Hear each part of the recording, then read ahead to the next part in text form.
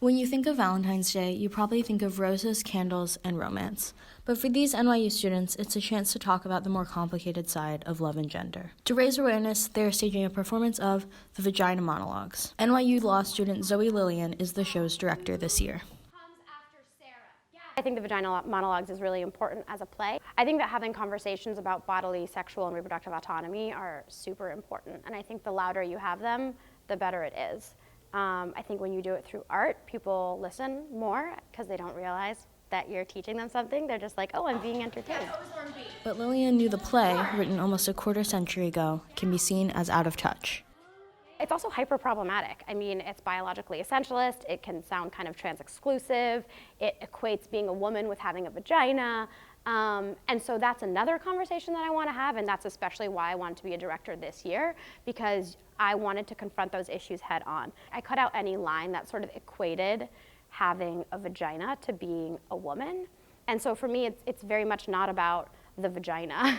It's about the experiences. Lillian cast fellow law student Mac McMicken to read one of the play's monologues. I don't define anyone's gender. As a transgender, non-binary person, I had a lot of feelings and concerns and emotions about the Vagina Monologues and its history and how it has handled or not handled trans people.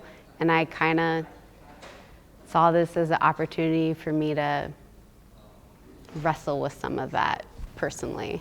I call it cunt. Lillian also cast law student Bobby Miller to read parts of the monologue, They Beat the Girl Out of My Boy.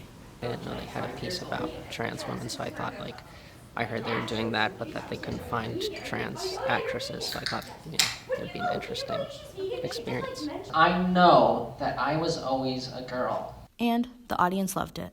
I love this production. It was incredible. It was amazingly educational. It's actually so different when you're reading the book and then you're watching people actually act it out. It's just like, whoa, I did not read it this way. Cast members were also moved by the performances of their fellow actors. With all its strength, first the little head. There were different pieces that, made me laugh, or made me cry, or made me get really angry.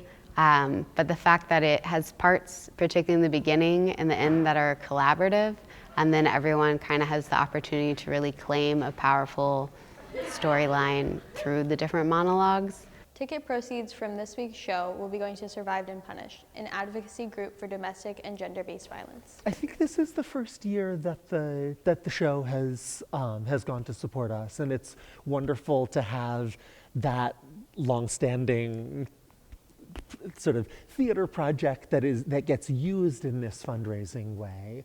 Cast members were able to explore the power of art to help others and help themselves. Watching it on stage, that really struck me and made me really think about the power of language and the power of people to reclaim and reinvent language. The power of love for everyone. For NYU Tonight, I'm Casey Dawson.